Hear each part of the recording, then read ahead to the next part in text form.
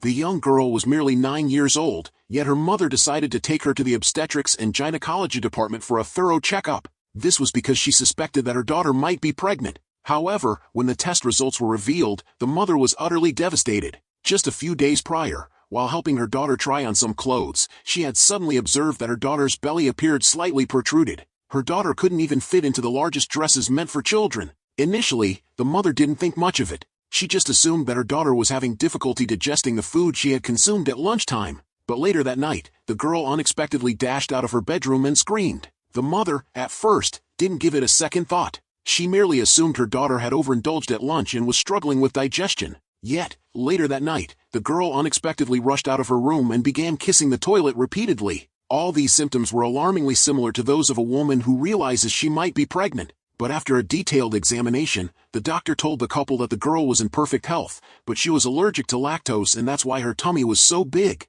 They were relieved to hear the doctor's words, but the girl's condition was not as simple as the doctor imagined. At night, the mother suddenly heard her daughter screaming for help, and she rushed to her bed to check on her. They found her clutching her stomach in agony, sweating heavily, and rolling around. The couple quickly drove her to the largest hospital nearby. After a night of treatment, her condition stabilized. The chief examined her again and found she had a complete abdominal infarction, also known as intestines twisted together. I can state clearly, if we don't act, she will die. Before they could react, 2 nurses entered for pre-op prep. A nurse showed a 2-meter tube, explaining it would go through the girl's nose to her stomach to stop her fidgeting, so her father had to hold her. At this point, the mother was already in tears, having endured a long day of waiting for the operation to be completed. Although the operation itself was a success, the chief of surgery uncovered something even more concerning during the procedure. She discovered that the girl was suffering from a severe peristaltic disorder. This condition meant that she was unable to digest any of the food she had consumed,